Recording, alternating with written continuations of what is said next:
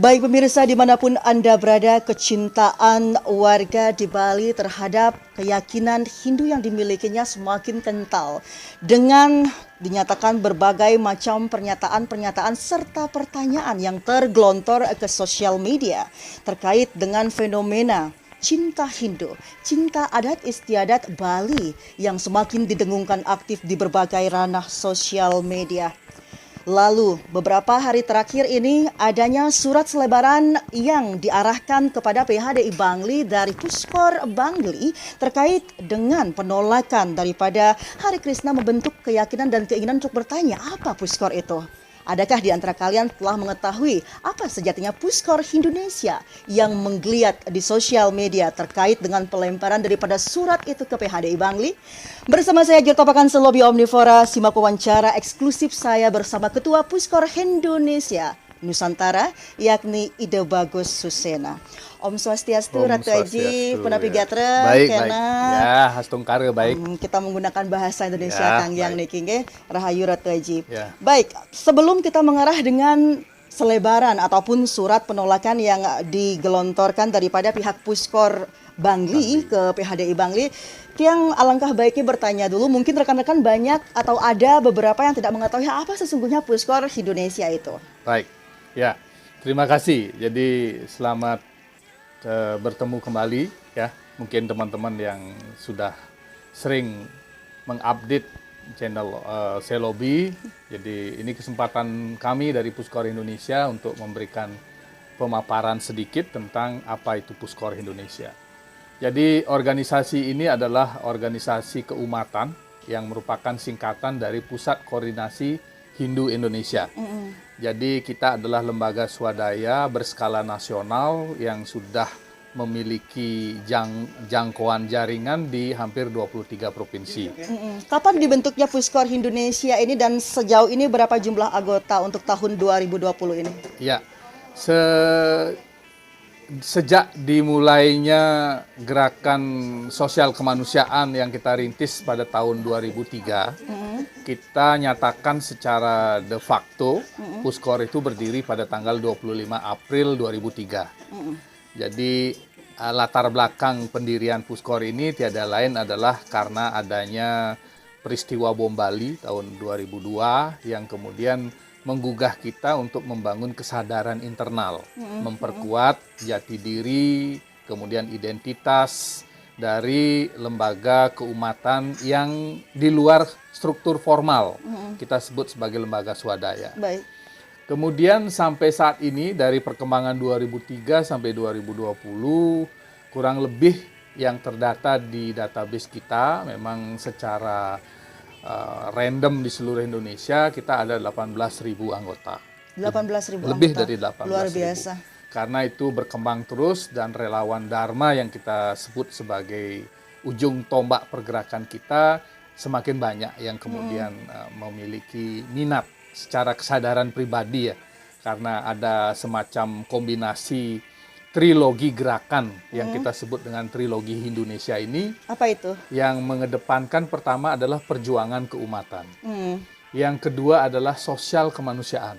Kepedulian terhadap sosial kemanusiaan. Baik. Dan yang ketiga adalah pemberdayaan umat. Jadi trilogi Indonesia ini yang menjadi fondasi kita bergerak. Sehingga program-program, visi, misi kita kemudian kita terjemahkan ke dalam program kerja itu semua mengarah kepada trilogi Indonesia ini. Nah, kemudian dari sisi perkembangan di wilayah kabupaten ataupun di provinsi kita terus membangun sinergi dengan berbagai komponen keumatan terutama yang memiliki kepedulian menjaga kearifan lokal. Karena lokal genius. Ya, betul. Karena kita melihat fenomena belakangan ini bahwa semakin banyak komunitas Hindu yang ada di pelosok-pelosok itu merasa tidak terayomi secara kearifan lokal, baik itu adat tradisi, karena naungan mereka di lembaga keumatan formal belum maksimal. Karena ya seperti kita ketahui lah bagaimana lembaga kita, walaupun kita sudah memiliki lembaga-lembaga formal, tetapi secara pengayoman kearifan lokal itu belum begitu menyentuh ya. Oleh karena itu kita bangun sinergitas, tetap kita anggap Parisado itu sebagai orang tua kita, sebagai orang tua kita. Kemudian ada WHDI sebagai ibu kita, kemudian ada lembaga-lembaga lain seperti Prada, Prajaniti, KMHDI itu adalah saudara-saudara kita. Jadi kita berusaha membangun konsep berorganisasi dalam Hindu ini agar kesadaran mereka untuk melakukan pelayanan dan pengabdian itu kita utamakan. Jadi dari kesadaran sendiri, sehingga saya sebutkan istilah para anggota kita bukan anggota biasa tapi relawan Dharma. Relawan Dharma. Ya, relawan Dharma. Sejauh ini eksistensi daripada Puskor Indonesia, adakah berbagai macam polemik yang telah ditangani dan sejauh mana kiprah daripada Puskor Indonesia untuk menangani baik itu ragam budaya ataupun adat dan kepercayaan yang bisa diselamatkan ataupun dilindungi? Baik, jadi memang dari sisi perjuangan, kita dari awal memang banyak sekali melakukan advokasi, pendampingan, kemudian juga memberikan solusi dari berbagai permasalahan umat yang menyangkut hak-hak, hak-hak beragama Hindu, ya, terutama di daerah-daerah pelosok yang terkait dengan bagaimana kita terdiskriminasi secara administratif. Ya, karena minoritas ya. Ya, betul. Kemudian terjadi permasalahan yang menyangkut misalnya pelecehan. Kemudian juga di beberapa kasus pernah yang paling menonjol dari Puskor adalah penanganan kasus pengambilan jenazah TKI Hindu di luar negeri. Wow. Jadi ada beberapa kasus di Jepang dan di Amerika yang dipersulit karena secara adat Bali, nah ini kembali lagi menyangkut bagaimana tradisi kita di Bali yang memiliki kedekatan untuk merawat jenazah secara utuh ketika ada yang meninggal di luar negeri. Jadi kita berusaha advokasi dengan menghubungi pihak-pihak luar negeri, kemudian kita negosiasi dengan kedutaan besar, kemudian dengan konsulat, sehingga kita bisa meringankan beban mereka, karena biasanya beban untuk memulangkan jenazah itu kurang lebih ratusan juta. Betul. Sehingga dari beberapa advokasi yang kita lakukan, Astungkare, kalau mereka itu peka dengan apa yang kita lakukan, kita pasti melakukan sistem pendekatan lobby dengan pihak kedutaan besar untuk memperingan atau menggratiskan, karena saya lebih menekankan kepada bahwa setiap warga negara mempunyai hak yang sama untuk diperlakukan, untuk dilindungi ketika mereka mengalami musibah di luar negeri. Sehingga itu yang menjadi poin, dan sebagian besar dari pihak kedutaan besar ataupun konsulat benar-benar welcome ketika itu. Hanya saja yang perlu diingat waktu kita bergerak seperti itu, harus ada pola yang benar, ada pengaduan kepada kita, kemudian kita memberikan surat ke konsulat untuk dimediasi. Jadi kurang lebih ada 4 kasus yang lulus kita lakukan dalam tanpa hal pengiriman jenazah itu. Pemulangan jenazah tanpa dikenai biaya. Tanpa dikenai biaya. Ya, ada beberapa yang sudah terlanjur karena dia sudah berkomunikasi dengan konsulat, ya tetap dipulangkan, tetapi biaya akhirnya dibebankan setengah. Ada seperti itu. Jadi ini sisi perjuangan kita, termasuk bagaimana kita ingin melindungi hak-hak kearifan lokal yang selama ini mungkin banyak yang belum tahu bahwa Indonesia ini sebenarnya tidak hanya suku Bali yang beragama Hindu. Baik, bisa dijelaskan mungkin karena mungkin orang-orang terfokus bahwa suku Bali itu yang beragama Hindu, padahal di Tenggara juga kita punya yang Hindu dan lain sebagainya. Mungkin jadi sebenarnya inilah salah satu dari misi kita yang paling utama. Karena kata Indonesia sendiri saya ambil sebenarnya dari perjalanan sejarah bahasa atau kata yang digunakan untuk menamakan Indonesia. Jadi kalau nggak salah seorang ahli sejarah Skotlandia, itu Charles Logan, yang kemudian menggunakan nama Indonesia pada awalnya. Ada 2 pilihan waktu itu, ada kata Indonesia dan Melayunesia. Lalu mengapa dipilih itu Indonesia? Jadi karena saya yakin ahli sejarah itu sangat mengetahui pada saat itu, kalau kurang lebih tahun 1850, kondisi Indonesia, kepulauan di Indonesia ini masih dipenuhi peninggalan-peninggalan Hindu dan ada keterkaitannya dengan India. Sehingga kemudian dipilihlah akhirnya nama Indonesia itu. Dan saya yakin penamaan Indonesia itu karena pelafalan orang Barat itu tidak terbiasa dengan H, sehingga Indonesia itu dipakai. Jadi untuk menyebut Indonesia sebenarnya. Nah, kemudian itu yang saya gunakan sebagai ikon dari organisasi ini, tujuannya adalah untuk membangun kebanggaan bahwa kita di tanah Dwi Pantara yang kita disebut sebagai Dwi Pantara ini atau Nusantara ini adalah nenek moyang dari peradaban Hindu Indonesia. Sehingga itu yang menjadi spirit kita, membangun kebanggaan bahwa Indonesia itu adalah Indonesia. Nah, kemudian kembali sedikit bergeser tentang kearifan lokal itu yang menjadi ikon kita. Kita ingin sekali semua komunitas Hindu di luar Bali seperti di Batak dengan Hindu Permena, kemudian ada di Parmalin di Sumatera Utara, kemudian juga Tamil yang ada di sana, dari saudara-saudara kita suku Tamil, juga yang berasal dari India.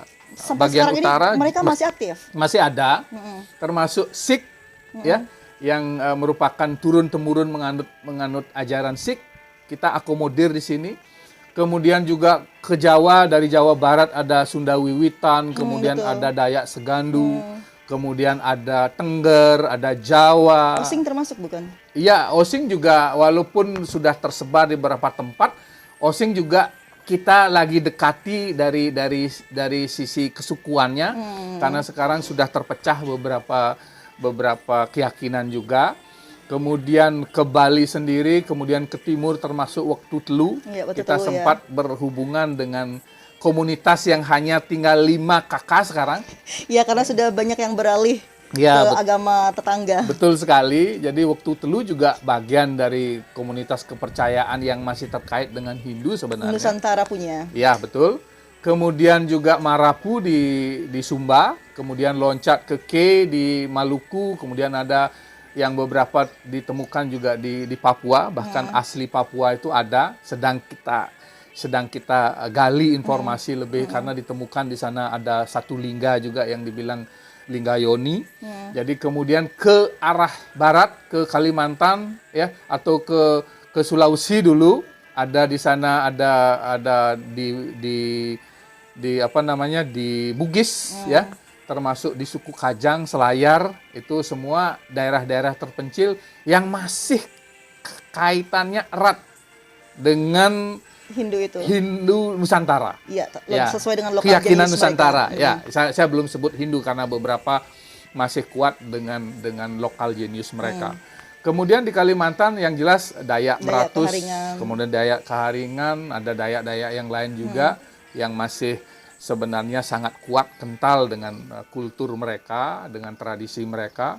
Kemudian juga di daerah lain seperti Pulau Seram di Maluku ya, saya kembali ke Maluku, kemudian Pulau Buru itu sudah mulai banyak ada terbangun komunitas-komunitas yang berbeda dari Bali. Nah, ini yang saya maksudkan sebagai sebuah komunitas yang terdiri dari berbagai macam keturunan ataupun tradisi turun-temurun. Nusantara itu ya. Saya kalau menyebut suku kadang-kadang karena ada tradisi turun-temurun yang beberapa suku ada di sana gitu. Kemudian juga komunitas yang memang secara keyakinan itu sudah ada jauh sebelum kemerdekaan ini ada di Nusantara ya.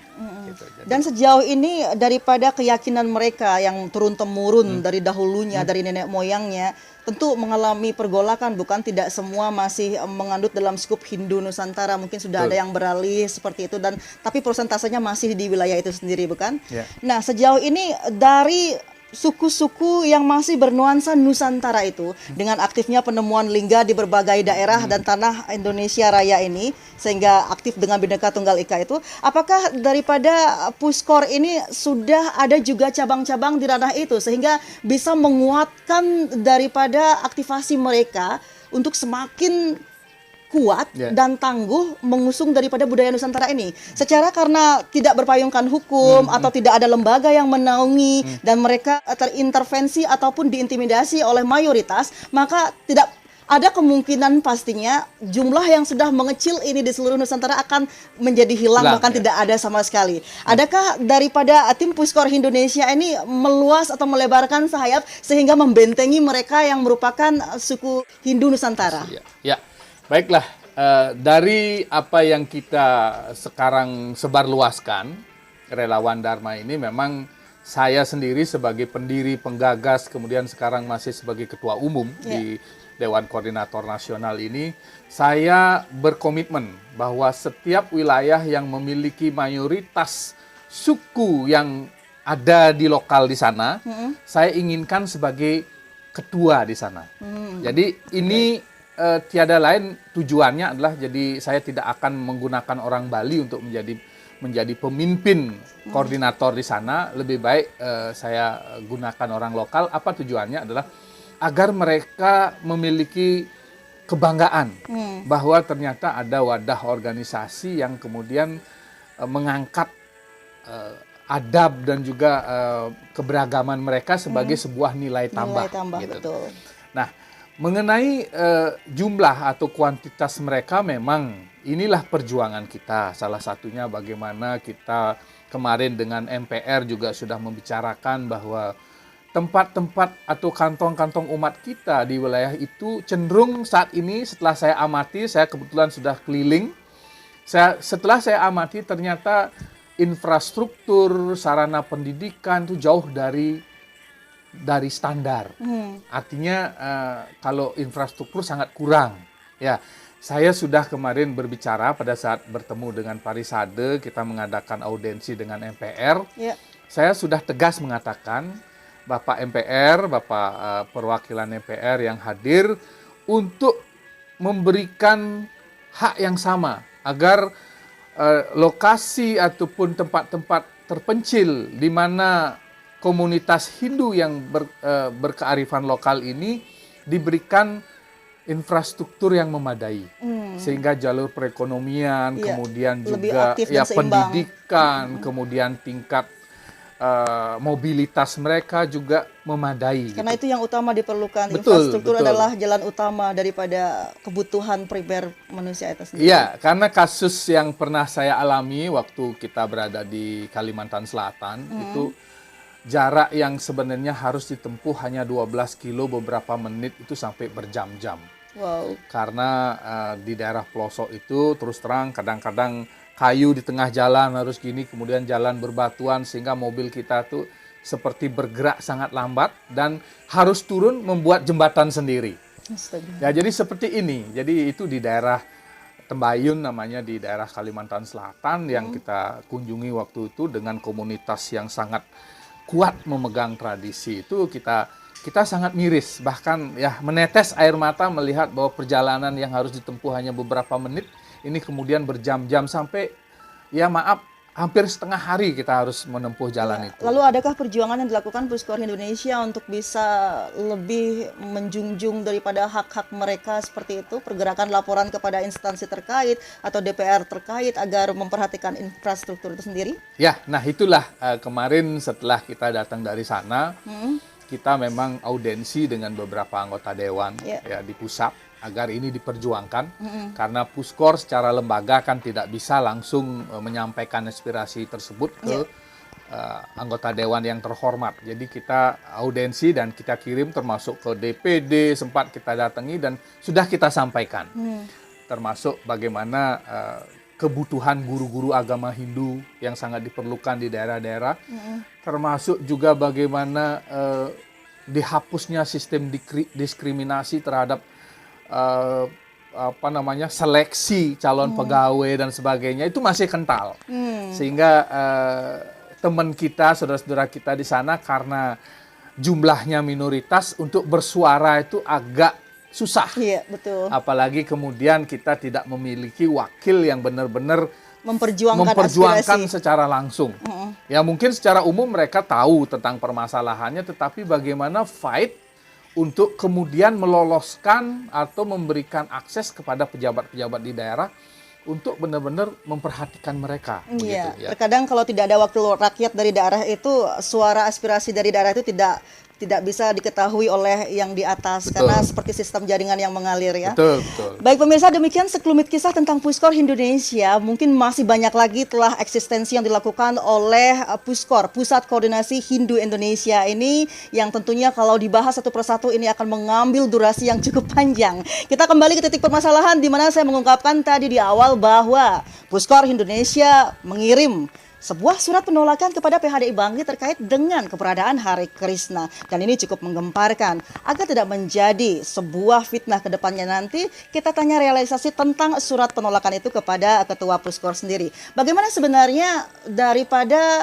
perjalanan sehingga Puskor Indonesia cabang Bangli itu akhirnya mengajukan surat penolakan kepada PHDI Bangli? Dari mana mereka mengawali sendiri, padahal dari Ketua Puskor Indonesia masih stay untuk bertahan? Mengapa bisa seperti itu? Ya, sebenarnya begini. Jadi Bangli juga melihat kita ya di nasional ya.